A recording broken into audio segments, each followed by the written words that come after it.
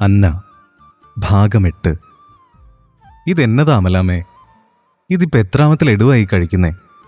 മേശമേലിരുന്ന ലഡു നിറച്ച ബോക്സ് കയ്യിലെടുത്തുകൊണ്ട് അന്ന അമലാമയെ കുസൃതിയോടെ നോക്കി. ഇങ്ങോട്ട് കൊണ്ടുപോവാ കൊച്ചേ, അല്ലെങ്കിൽ തന്നെ നീ എന്നെക്കൊണ്ട് മധുരം കഴിക്കാൻ സമ്മതിക്കില്ല. ഇന്നൊരു ദിവസത്തേക്കെങ്കിലും സമ്മതിക്ക്. അന്നക്കുട്ടി സന്തോഷം കൊണ്ടല്ലേ? അമലാമ്മ കപട ദേഷ്യം മുഖത്ത് വരുത്തി. ദേ അമലാമേ, പഞ്ചസാരയുടെ അസുഖം അങ്ങ് ഉച്ചാന്തലേ നിൽക്കുക. ഇനിയുള്ള എല്ലാ സന്തോഷത്തിനും എനിക്കെൻ്റെ അമലാമയെ ഇതുപോലെ തന്നെ കാണണം. ഒന്ന് പോടി കൊച്ചേ, നീ എന്നെ വലിയ രോഗിയൊന്നും ആക്കല്ലേ. ഇനിയിപ്പോൾ ഞാനങ്ങ് പോയാലും എൻ്റെ അന്നക്കൊച്ചില്ലയോ? അല്ലെങ്കിലും എൻ്റെ മോള് പഠിച്ച് വലിയ ആളായി കഴിയുമ്പോൾ എൻ്റെ സ്ഥാനത്തിരുന്ന് ഈ അനാഥാലയത്തിൻ്റെ ചുമതലക്കാരിയാകുന്നത് കണ്ടിട്ടേ ഈ അമലാമ നിങ്ങളെ വിട്ടു പോകത്തുള്ളൂ. അന്നയുടെ കണ്ണുകളെ ആ വാക്കുകൾ ഈറനണിയിച്ചു. അങ്ങനെയൊന്നും ഞങ്ങൾ എങ്ങോട്ടും വിടില്ല. ആ വാ അങ്ങോട്ട് തുറന്നേ. കയ്യിൽ ലഡു എടുത്തുകൊണ്ട് പകുതി മുറിച്ച് അമലാമ്മയുടെ വായിലേക്ക് വെച്ചു കൊടുത്തുകൊണ്ട് പറഞ്ഞു. പഠനത്തിൽ മിടുക്കിയായ അന്നക്ക് എഞ്ചിനീയറിംഗ് എൻട്രൻസ് എക്സാമിന് റാങ്ക് കിട്ടിയതിൻ്റെ സന്തോഷം പങ്കുവെക്കുകയായിരുന്നു അവർ. 16 വർഷങ്ങൾക്ക് മുൻപ് ദേവാലയ അങ്കണത്തിൽ ആരോ ഉപേക്ഷിച്ചു പോയ ആ ചോരക്കുഞ്ഞിൻ്റെ ചുവടുകൾ പിച്ചവെച്ച് വളർന്നത് ഈ ഓർഫനേജിൻ്റെ മുറ്റത്തായിരുന്നു. ആ പിഞ്ചു കാലടികൾ ഇടറി വീണപ്പോൾ അവളെ പിടിച്ചു നിർത്തിയത് അവിടുത്തെ എല്ലാ അനാഥ ബാല്യങ്ങളുടെയും സംരക്ഷകയായ ദൈവത്തിൻ്റെ മാലാഖ സിസ്റ്റർ അമലയായിരുന്നു. ആ അനാഥാലയത്തിലെ എല്ലാവർക്കും പ്രിയങ്കരിയായ മകളും കൂട്ടുകാരിയും അനുജത്തിയും എല്ലാമായിരുന്നു അന്ന. കുസൃതി നിറഞ്ഞ അവളുടെ മുഖവും പക്വത നിറഞ്ഞ പെരുമാറ്റവും കരുണയുള്ള കണ്ണുകളും സുന്ദരവദനവുമെല്ലാം അവളെ സ്വർഗത്തിൽ നിന്നും ഭൂമിയിലേക്ക് ഇറങ്ങി വന്ന മാലാഖയ്ക്ക് സമമാക്കി. ചില നന്മ മനസ്സുകളുടെ കനിവിനാൽ ഓർഫനേജിലെ കാര്യങ്ങൾ ബുദ്ധിമുട്ടില്ലാതെ പോയിക്കൊണ്ടിരിക്കുന്നു. എങ്കിലും ചില സമയത്ത് രണ്ടറ്റവും കൂട്ടിമുട്ടിച്ച് കാര്യങ്ങൾ മുന്നോട്ട് കൊണ്ടുപോകാൻ ഓടി നടക്കുന്ന അമലാമ്മയുടെ മനസ്സ് മറ്റാരേക്കാളും അന്ന മനസ്സിലാക്കിയിരുന്നു. പഠിച്ചൊരു നല്ല നിലയിലെത്തി അമലാമ്മയുടെ സ്ഥാനത്ത് നിന്ന് ഇവിടുത്തെ അനാഥ ബാല്യങ്ങൾക്ക് ഒരു കൈത്താങ്ങാകണം. അതുമാത്രമായിരുന്നു അവളുടെ ജീവിത ലക്ഷ്യം. അവളുടെ ആ ലക്ഷ്യം പിടിച്ചടക്കാനായി അവൾ എൻട്രൻസിന് നല്ല റാങ്ക് നേടി. ഗവൺമെൻറ് എഞ്ചിനീയറിംഗ് കോളേജിൻ്റെ കവാടത്തിനുള്ളിലേക്ക് കടന്ന് അന്ന ചുറ്റിനും കണ്ണോടിച്ചു. കോളേജ് ക്യാമ്പസിനുള്ളിലേക്കുള്ള റോഡിനിരുവശങ്ങളിലുമായി പൂത്തുലഞ്ഞു നിൽക്കുന്ന വാഗമരങ്ങൾ, അവയുടെ പൂക്കൾ നടപ്പാതയിലാകമാനം പരവതാനി വിരിച്ച പോലെ വീണ് ചിതറിക്കിടക്കുന്നു. അഡ്മിഷൻ സമയത്ത് വന്നപ്പോൾ ഉണ്ടായിരുന്നതിലും ഉൾഭയം അന്നയെ പൊതിഞ്ഞു. അവൾ പഠിച്ചതൊക്കെ ഇതുവരെ ഗവൺമെൻറ് സ്കൂളിലായിരുന്നു. ഓർഫനേജിൻ്റെ മതിൽക്കെട്ടുകൾക്ക് പുറത്തുള്ള ലോകം അന്നയ്ക്ക് പരിചിതമായിരുന്നില്ല. എങ്കിലും അവൾ തൻ്റെ മനസ്സിനെ എല്ലാം കൊണ്ടും പാകപ്പെടുത്തി ഈ പുതിയ ലോകത്തിലേക്ക് കാലിടറാതെ സഞ്ചരിക്കുവാൻ. നവാഗതർക്ക് സ്വാഗതമെന്ന വലിയ ഫ്ലെക്സ് ബോർഡ് ഉയർന്നു നിൽക്കുന്നു. ആദ്യ ദിവസങ്ങളിൽ റാഗിങ്ങൊക്കെ ഉണ്ടാകുമെന്ന് അമലാമ്മ പ്രത്യേകം പറഞ്ഞിരുന്നു. അതൊക്കെ കാര്യമായിട്ട് എടുക്കണ്ടെന്നും ഓർമ്മിപ്പിച്ചിരുന്നു. മെയിൻ എൻട്രൻസിനുള്ളിൽ നിന്ന് അകത്തേക്ക് കടന്നു. അവിടെ അങ്ങിങ്ങായി ബഹുനില കെട്ടിടങ്ങൾ കാണപ്പെട്ടു. ഒത്തനടുക്കായി കോൺക്രീറ്റ് കല്ലുകൾ പാകിയ നടുമുറ്റം പരന്നു കിടക്കുന്നു. അതിനിരുവശങ്ങളിലും പുൽത്തകിടിയും പലതരത്തിലുള്ള പൂച്ചെടികളും ശോഭയോടെ വിടർന്നു നിൽക്കുന്നു. തണൽ മരങ്ങളിലും മതിൽക്കെട്ടുകളിലും സ്ഥാപിച്ചിട്ടുള്ള ബാനറുകളും പല നിറത്തിലുള്ള കൊടികളും കലാലയ രാഷ്ട്രീയത്തിൻ്റെ ഏടുകൾ എടുത്തുകാട്ടി. ഗേറ്റ് കടന്നുള്ളിലേക്ക് കടന്നുവരുന്ന ഭൂരിഭാഗം കുട്ടികളുടെയും മുഖത്ത് കാണുന്ന പരിഭ്രമം കണ്ടപ്പോൾ അവർ കോളേജിലെ പുതിയതായി വന്ന വിദ്യാർത്ഥികളാണെന്ന് അവൾക്ക് തോന്നി. വലിയ സൗഹൃദ വലയങ്ങളൊന്നും അന്നയ്ക്കിതുവരെ ഉണ്ടായിരുന്നില്ല. അനാഥ എന്നൊരു സഹതാപത്തിന് ഇടം കൊടുക്കാൻ അവൾ ആരെയും അനുവദിക്കില്ലായിരുന്നു. എവിടെയും അനാഥ എന്നൊരു ഐഡൻറ്റിറ്റിയിൽ അറിയപ്പെടാൻ അവൾ ആഗ്രഹിച്ചിരുന്നില്ല. എൻ്റെ ഉള്ളറകളിലെ വേദനകൾ എനിക്ക് മാത്രമുള്ളതാണ്. അത് പങ്കിട്ടുകൊടുത്ത് സഹതാപം ഏറ്റുവാങ്ങാൻ എനിക്കാകില്ല എന്ന് അവൾ തീരുമാനിച്ചിരുന്നു. വലിയ ആഡംബരം കാട്ടുന്ന രീതിയിലുള്ള വസ്ത്രങ്ങളോ ഒരുക്കമോ ഒന്നുമില്ലായിരുന്നു അവൾക്ക്. പലരും ഉപയോഗിച്ച് പഴകിയ വസ്ത്രങ്ങൾ ഓർഫനേജിലേക്കാണ് നൽകാറുള്ളത്. അതാണ് അവിടെ എല്ലാ കുട്ടികളും ഉപയോഗിച്ചു വരുന്നത്. മറ്റു കുട്ടികളെപ്പോലെ ഇഷ്ടമുള്ളതൊക്കെ വാങ്ങി നൽകാൻ ആരുമില്ലെന്ന് അവർക്കറിയാമായിരുന്നു. മഞ്ഞ കോട്ടൺ തുണിയിൽ പെയിൻറ് ചെയ്ത ടോപ്പും ചുവന്ന ലോങ് സ്കേർട്ടുമായിരുന്നു അവളുടെ വേഷം. മറ്റാരോ ഉപയോഗിച്ച നിറം മങ്ങിയ അവളുടെ വസ്ത്രങ്ങൾക്ക് അവളുടെ സുന്ദരവദനങ്ങളിലെ ശോഭയാൽ നിറം പകർന്നു. കോളേജിനുള്ളിലെത്തിയെങ്കിലും സിവിൽ ഡിപ്പാർട്ട്മെൻ്റ് എവിടെയാണെന്നുള്ള സംശയം അവളുടെ ചുവടുകൾ നിശ്ചലമാക്കി. തൊട്ടടുത്ത് കണ്ട ബിൽഡിങ്ങിൻ്റെ വരാന്തയിലേക്ക് അവൾ നടന്നപ്പോൾ പടിക്കെട്ടുകളുടെ സൈഡിലായി കൂട്ടം കൂടി നിന്നവർ സീനിയേഴ്സാണെന്ന് അവൾക്ക് മനസ്സിലായി. കണ്ടിട്ടും കാണാത്ത രീതിയിൽ തിരിഞ്ഞു നിൽക്കാതെ അവർ മുന്നോട്ട് പോയി. പിന്നിൽ നിന്നും ശൂളം വിളിയുടെ അകമ്പടിയോടുകൂടി ആരോ അവളെ വിളിച്ചു. ദൈവമേ, പെട്ടു. അവൾ തിരിഞ്ഞു നോക്കാതെ 2 അടി മുന്നിലേക്ക് വേഗത്തിൽ വെച്ചു. ഹലോ മഞ്ഞക്കിളി, ആരോ നീട്ടി വിളിച്ചു. അവൾ തിരിഞ്ഞു നോക്കി. പൊടുന്നനെ അവളെ തട്ടിമാറ്റി മഞ്ഞ ചുരിദാറിട്ട് മുടിയൊക്കെ ബോബ് കട്ട് ചെയ്ത മറ്റൊരു പെൺകുട്ടി അവർക്കരികിലേക്ക് ഓടിച്ചെന്നു. ആഹാ, ഇതേതാ മറ്റൊരവതാരം. അപ്പോൾ എന്നെയല്ലേ വിളിച്ചത്? അന്ന ആശ്വാസത്തോടെ മുന്നോട്ട് വീണ്ടും നടക്കാനൊരുങ്ങി. നിന്നാരാടി ഇങ്ങോട്ട് വിളിച്ചത്? മഞ്ഞ ചുരിദാറുകാരിയോട് കൂട്ടത്തിലുള്ള ഒരു സീനിയർ ചോദിച്ചു. അല്ല, എന്നെയല്ലേ മഞ്ഞക്കിളിന്ന് വിളിച്ചത്? അപ്പം നിന്റെ പേര് മഞ്ഞക്കിളിന്നാ? പാവം ഇരന്നു വാങ്ങിയതുപോലെ മുഖം ചൊളിച്ചു. അല്ല, എൻ്റെ പേര് ഹേമ നമ്പ്യാർ.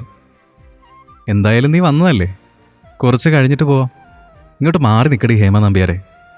കൂട്ടത്തിൽ ഒരുത്തൻ്റെ പുച്ഛം നിറഞ്ഞ പറച്ചിൽ കേട്ട് അവൾ ഒരു ലോഡ് പുച്ഛം തിരികെ വാരി വിതറി ഒരു സൈഡിലേക്ക് മാറി നിന്നു. അടുത്തതായി അവരുടെ കണ്ണുകൾ അന്നയെ ലക്ഷ്യമാക്കി. ഇതൊക്കെ കണ്ട് കുറച്ച് അകലെ മാറി അന്തിച്ചു നിൽക്കുന്ന അന്നയെ അവരിലൊരുവൻ കൈകാട്ടി വിളിച്ചു. മോളിങ്ങോട്ട് വന്നേ, ചേട്ടന്മാരെ ഒന്ന് പരിചയപ്പെട്ടിട്ട് പോക്കെ. കണ്ടാൽ തലമൂത്തതാണെന്ന് തോന്നുന്ന ഒരു സീനിയർ ഉച്ചത്തിൽ പറഞ്ഞു. പണി പാളിയെന്ന് മനസ്സിലാക്കി തികട്ടി വന്ന ഭയം ഉള്ളിലൊതുക്കി അവൾ അവർക്കരികിലേക്ക് നടന്നു. എന്താടി ഇത്ര കൂകി വിളിച്ചിട്ട് നിനക്ക് നിൽക്കാൻ ഇത്ര ബുദ്ധിമുട്ട്? അനുസരണയോടെ നിന്നാ 4 വർഷം തികയ്ക്കാം, അല്ലെങ്കിൽ നിന്നെ ഇവിടുന്ന് കെട്ടിക്കും. കേട്ടല്ലോ പറഞ്ഞത്? കൂട്ടത്തിൽ കലിപ്പനായൊരുത്തൻ അവളോട് പറഞ്ഞു. ഞാൻ കേട്ടില്ല നിങ്ങൾ വിളിച്ചത്. ധൈര്യത്തിൻ്റെ മുഖംമൂടി അഴിച്ചു വെച്ച് അവൾ നിഷ്കളങ്കമായി മറുപടി നൽകി. ആ കൂടുതൽ കിടന്ന് വിൽക്കണ്ട. നീ ഏതാടി ബ്രാഞ്ച്? കൂട്ടത്തിൽ കോങ്കണ്ണുള്ളൊരു ചേച്ചി ഒരു മയോ ഇല്ലാതെ അന്നയോട് ചോദിച്ചു. സിവില്. എന്താടി എക്കോയാണോ? അന്ന തൻ്റെ തൊണ്ടയിൽ കൈവിരൽ കൊണ്ട് അമർത്തി നോക്കി. നിന്നോട് ചോദിച്ചോടി, ചോദിക്കുന്നതിന് മാത്രം ഉത്തരം പറഞ്ഞാൽ മതി. ആ ഡയലോഗിന് മുന്നിൽ വിളറി വെളുത്തു നിന്നത് മറ്റാരുമായിരുന്നില്ല, നമ്മുടെ ഹേമ നമ്പ്യാരായിരുന്നു. ഇത്തവണ മഞ്ഞ ചുരിദാറുകാരി പ്ലിങ്. ഒരു കണ്ണ് തെക്കോട്ടും മറ്റേ കണ്ണ് വടക്കോട്ടും ഇരുന്ന ആരോടെ ചോദിക്കുന്നതെന്ന് ഗണിച്ച് പറയാൻ പറ്റുമോ? ഹേമയുടെ ആത്മഗതം കുറച്ചൊച്ചത്തിലായിപ്പോയി. ഭാഗ്യത്തിന് അന്ന മാത്രമേ കേട്ടുള്ളൂ. ശരിക്കും അത് കേട്ട് അന്നയ്ക്ക് ചിരി പൊട്ടി. ഇനിയെങ്ങാനും അത് കണ്ടാൽ മതി, എന്തെങ്കിലും കാര്യം കിട്ടാൻ വേണ്ടി കാത്തിരിക്കുക എടുത്ത് കുടയാൻ. അവൾ കഷ്ടപ്പെട്ട് ചിരി ഒതുക്കി. ആൽബി, ഫെലി സസ്പെൻഷൻ കഴിഞ്ഞ് തിരിച്ച് ക്യാമ്പസിലെത്തിയിട്ടുണ്ട്. പിന്നിൽ നിന്ന് ആരോ വിളിച്ചു പറയുന്ന കേട്ട് പെട്ടെന്ന് എല്ലാവരും അവനിലേക്ക് ശ്രദ്ധ തിരിച്ചു. അന്നയും ഹേമയും ഒഴികെ മറ്റെല്ലാവരും ആകാംക്ഷയോടെ നോക്കി. അവനെ കണ്ടാലേ അറിയാം ഇവിടുത്തെ പ്രധാന BBC ആണെന്ന്. ഒരുമാതിരി കുളിക്കാത്ത നരന്തൻ കോലം. ഹേമയുടെ ആത്മഗതം. അയ്യോ, അപ്പം തീർന്നില്ലേ? ഇനിയുണ്ടോ ഇതുപോലെ റിലീസാകാനുള്ള വേറെ ഐറ്റംസ്? അന്നയുടെ ചെവിയിലേക്ക് ഹേമ അടക്കത്തിൽ ചോദിച്ചു. അവൾ ദയനീയമായ ഭാവത്തിൽ മിണ്ടാതിരിക്കാൻ ആംഗ്യം കാട്ടി. അപ്പം ഇന്ന് ഭാഗ്യമുണ്ടെങ്കിൽ ഒരു സൂപ്പർ അടി നടക്കും. കൂട്ടത്തിലൊരുത്തൻ അതും പറഞ്ഞ് എഴുന്നേറ്റ് മുന്നോട്ട് നടന്നു. വാലുപോലെ ബാക്കിയുള്ളവരും പിന്നാലെ പോയി.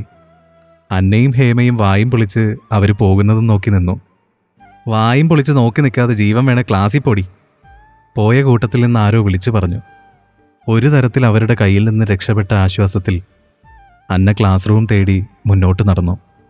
ഹേമ ഇപ്പോഴും അവിടെ നിന്ന് നിൽപ്പിൽ നിന്ന് അനങ്ങിയിട്ടില്ല. ഹലോ, പിന്നിൽ നിന്ന് മറ്റൊരു ശബ്ദം. ദൈവമേ, ഇതാരാണാവോ അടുത്ത അവതാരം? അന്ന തിരിഞ്ഞു നോക്കി. മറ്റാരുമല്ല, നമ്മുടെ മഞ്ഞ ചുരിദാറുകാരി. അവൾ ഓടി വന്ന് അന്നയ്ക്കരികിലായി മുന്നോട്ട് നടന്നു. ഞാൻ ഹേമ, തൻ്റെ ബ്രാഞ്ച് സിവിലാണല്ലേ? കുസൃതി നിറഞ്ഞ ചിരിയോടെ അവൾ അന്നയോട് ചോദിച്ചു. അതെ, എൻ്റെ പേര് അന്ന. പരസ്പരം ചെറിയ പരിചയപ്പെടലൊക്കെ നടത്തി അവർ ക്ലാസ് റൂം ലക്ഷ്യമാക്കി നടന്നു. കൂടുതലൊന്നും അവൾ ഹേമയോട് സംസാരിച്ചില്ല. ഒരു പുതിയ സൗഹൃദത്തിന് തുടക്കമിടാൻ അവൾ ആഗ്രഹിച്ചിരുന്നില്ല. ക്ലാസ്സിൽ ചെന്നപ്പോഴേക്കും ഒരുവിധം എല്ലാ കുട്ടികളും വന്നിരുന്നു. പ്രധാന അധ്യാപകൻ ക്ലാസ്സിലെത്തിയിട്ടുണ്ട്. സീനിയേഴ്സിൻ്റെ വായിൽപ്പെട്ടും ക്ലാസ് റൂം തിരക്കിയൊക്കെ നടന്ന് അവസാനം ക്ലാസ്സിലെത്തിയപ്പോഴേക്കും ഒരു നേരായി. 60ഓളം കുട്ടികളടങ്ങുന്ന ഒരു ക്ലാസ്. അധ്യാപകൻ്റെ അനുവാദത്തോടെ അവരകത്തേക്ക് കടന്നു. ആദ്യ ദിവസമായതുകൊണ്ടാകും ലേറ്റായിട്ടൊന്നും പറഞ്ഞില്ല. ആ കാര്യത്തിൽ അന്ന ചെറുതായിട്ട് പേടിച്ചിരുന്നു. പിന്നെ ഒരാശ്വാസം ഹേമ കൂടെ ഉണ്ടായിരുന്നതാ. എല്ലാവരുടെയും നോട്ടം അവരിലേക്ക് വ്യാപിച്ചു. ഹേമയുടെ ഭാഷയിൽ പറഞ്ഞാൽ ഒരുതരം അന്യഗ്രഹ ജീവികളെ നോക്കും പോലെ. അവസാനം കണ്ട ബെഞ്ചിൽ മാത്രമേ ഒഴിവുണ്ടായിരുന്നുള്ളൂ. അന്ന അവിടെ പോയിരുന്നു. അന്ന ഇരുന്ന ബെഞ്ചിലേക്ക് ഇരിക്കാനായി ധൃതിയിൽ നടന്നു വന്ന ഹേമ തൊട്ടു മുന്നിലിരുന്ന കുട്ടിയുടെ കാലിൽ തട്ടി ദേ താഴെ കിടക്കുന്നു. ഓ, ഇവള് കുളമാക്കും. ക്ലാസ്സിൽ കൂട്ടച്ചിരി. ഹേമ പൊടി തട്ടി എണീറ്റ് ചുറ്റിനു നോക്കി. ഒരു വളിച്ച ചിരി പാസാക്കിയിട്ട് അന്നയുടെ അടുത്തേക്കിരുന്നു. അതിനിപ്പോൾ ഇത്ര ചിരിക്കാനെന്തായിരിക്കുന്നേ? ഹേമ പിറുപിറുത്തു. അന്നയുടെ ചുണ്ടിലെ ചിരി എങ്ങോട്ടോ പോയി. സൈലൻസ് പ്ലീസ്, ടീച്ചർ ചിരിച്ചുകൊണ്ട് ഉച്ചത്തിൽ പറഞ്ഞു. പിന്നില്ലാതെ, വീണാ ചിരിക്കാത്തവരും ചത്ത കരയാത്തവരും ഉണ്ടോ? ആദ്യത്തെ ദിവസമായതുകൊണ്ട് എല്ലാവരും സെൽഫ് ഇൻട്രൊഡക്ഷനൊക്കെ നടത്തി. ആദ്യത്തെ 2 പീരീഡ് കഴിഞ്ഞപ്പോൾ ക്ലാസ് കഴിഞ്ഞതായുള്ള ഇൻഫർമേഷൻ അവിടെ ഭിത്തിയിൽ ഉറപ്പിച്ചിരുന്ന സ്പീക്കറിലൂടെ അനൗൺസ് ചെയ്തു. അന്ന ആരോടും അധികം സംസാരിച്ചില്ല. പലരോടും അവർ ചോദിച്ച ചോദ്യങ്ങൾക്ക് മാത്രം മറുപടി കൊടുത്തു. ഹേമ അവളുടെ കാര്യത്തിലെല്ലാം പറഞ്ഞു. വാതോരാതെ ഒരുപാട് സംസാരിക്കുന്ന കൂട്ടത്തിലാണവൾ. ഒരു നിമിഷം പോലും വാ അടച്ചു വെക്കില്ല. കാണാൻ സുന്ദരിയാണ്. ഗോതമ്പ് നിറമുള്ള കുസൃതി നിറഞ്ഞ മുഖം. ജനിച്ചതും വളർന്നതുമെല്ലാം ഡൽഹിയിലാണ്. അച്ഛനും അമ്മയും സെൻട്രൽ ഗവൺമെൻറ് ഉദ്യോഗസ്ഥരാണ്. ഒരു ചേട്ടനുണ്ട്, പുള്ളി ഡോക്ടറാ. അവരെല്ലാവരും ഡൽഹിയിൽ സെറ്റിൽഡാണ്. ഹേമ മാത്രം ഇവിടെ മുത്തശ്ശിയുടെ കൂടെ തറവാട്ടിൽ നിൽക്കുകയാണ്. അന്നയെപ്പറ്റിയും അവൾ തിരിച്ചു ഓരോന്ന് ചോദിച്ചു. വ്യക്തമായ മറുപടി കൊടുക്കാത്തതിൽ അവൾക്കുണ്ടായ ബുദ്ധിമുട്ട് ഹേമയെ മറ്റു ചോദ്യങ്ങളിൽ നിന്നും വിലക്കി. അന്ന ക്ലാസ്സിൽ നിന്നും ഇറങ്ങി. ഒറ്റയ്ക്ക് പോകുന്നതിൽ എന്തോ അവൾക്കൊരു ഉൾഭയം തോന്നി. അവളുടെ ഭയം മനസ്സിലാക്കിയതുപോലെ ഹേമ പുറകിൽ നിന്നും വിളിച്ചു. അന്ന, നമുക്ക് ഒരുമിച്ച് പോകാം, ബസ് സ്റ്റോപ്പ് വരെ. ഞാനും ഉണ്ട്. പക്ഷെ താനൊരു 10 മിനിറ്റ് ഇവിടെ നിൽക്കണം. ഞാൻ അത്യാവശ്യമായി മെക്കാനിക്കൽ ഡിപ്പാർട്ട്മെൻറ്റിലെ ഒരാളെ കണ്ടിട്ട് വരാം. എൻ്റെ ഒരു കസിൻ ഇവിടെ പഠിക്കുന്നുണ്ട്. മറ്റു വഴിയൊന്നുമില്ലാത്തതുകൊണ്ട് അന്ന അവളെ നോക്കി തലകുലുക്കി. സിവിൽ ഡിപ്പാർട്ട്മെൻറ്റിലെ മറ്റ് ബാച്ചുകൾക്കൊന്നും അന്ന് ക്ലാസ് ഉണ്ടായിരുന്നില്ല. സെക്കൻഡ് ഇയേഴ്സിന് ഇൻറ്റേർണൽ എക്സാം ആയിരുന്നു. തേർഡ് ഇയേഴ്സും ഫൈനൽ ഇയേഴ്സും കൂടി പ്രൊജക്റ്റിൻ്റെ ഭാഗമായി ഏതോ സൈറ്റ് വിസിറ്റിനും പോയിരുന്നു. ശൂന്യമായ ക്ലാസ് റൂമുകൾക്ക് മുന്നിൽ നിന്നപ്പോൾ അന്നയ്ക്ക് എന്തോ മനസ്സിൽ പേടി തോന്നി. ഹേമയോട് കാത്തു നിൽക്കാമെന്ന് പറയേണ്ടിയിരുന്നില്ല എന്നവൾക്ക് തോന്നി. നീണ്ടുകിടക്കുന്ന വരാന്തയുടെ തൂണിൽ കൈകൾ ചേർത്ത് വിദൂരത്തിലേക്ക് അവൾ നോക്കി നിന്നു. പെട്ടെന്ന് അങ്ങ് ദൂരെ വരാന്തയുടെ മറ്റേ അറ്റത്തു നിന്നും തൻ്റെ അരികിലേക്ക് ശരവേഗത്തിൽ പാഞ്ഞെടുത്തു വരുന്നൊരു രൂപത്തെ അവൾ കണ്ടു. അവളുടെ കണ്ണുകളിൽ ഭയം നിറഞ്ഞു. ഹൃദയമിടിപ്പ് കൂടി. തനിക്കെന്തോ സംഭവിക്കാൻ പോകുന്നു എന്ന് ആരോ വിളിച്ചു പറയുന്നത് പോലെ അവൾക്ക് തോന്നി. ദൂരെ നിന്നും തൻ്റെ അടുത്തേക്ക് വരുന്നത് ഈ കോളേജിലെ തന്നെ ഏതോ സീനിയർ വിദ്യാർത്ഥിയാണെന്ന് അവൾക്ക് തോന്നി. ഏകദേശം അവൾക്കരികിലേക്ക് എത്താൻ തുടങ്ങിയപ്പോഴേക്കും ഒരു നിമിഷം കൈവരിച്ച ധൈര്യത്തിൽ അവൾ അവനെതിരായി ഓടാൻ തുടങ്ങി. തൻ്റെ പിന്നിൽ നിന്നും ഉയർന്ന കാലടി ശബ്ദങ്ങൾ അവൻ തന്നെ പിന്തുടരുന്നു എന്ന് അവൾക്ക് തോന്നി. അവൾ വേഗം മുന്നോട്ട് കുതിച്ചു. കാത് പൊട്ടുന്ന ശബ്ദത്തോടെ ആരോ തൻ്റെ അരികിലേക്ക് തെറിച്ചു വീണു. അവളുടെ കാലുകൾ നിശ്ചലമായി.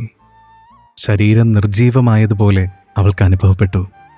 പേടിച്ചരണ്ട കുതിർന്ന കണ്ണുകളാൽ അവൾ തിരിഞ്ഞു നോക്കി. തൻ്റെ പുറകെ പാഞ്ഞു വന്നവൻ ചോരവാർന്ന് നിലത്ത് കിടക്കുന്നു.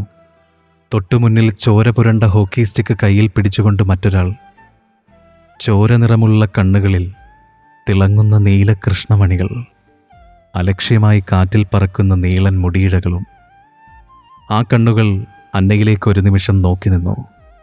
അവൾ പേടിച്ചു വിറച്ച് തൊട്ടടുത്ത തൂണിന് പുറകിലേക്ക് നീങ്ങി നിന്നു.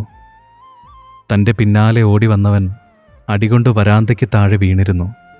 പെട്ടെന്ന് തന്നിൽ നിന്നും നോട്ടം പിൻവലിച്ച് അയാൾ പുറത്തേക്ക് ചാടിയിറങ്ങി. അടികൊണ്ട് നിലത്ത് കിടക്കുന്നവനെ തലങ്ങും വിലങ്ങും വീണ്ടും മർദ്ദിച്ചു. ശേഷം അവൾക്കരികിലേക്ക് ഒരലർച്ചയോടെ നടന്നെടുത്തു. തുടരും. വീഡിയോ ഇഷ്ടമായെങ്കിൽ ലൈക്ക് ചെയ്യാനും ഷെയർ ചെയ്യാനും സബ്സ്ക്രൈബ് ചെയ്യാനും മറക്കരുത്.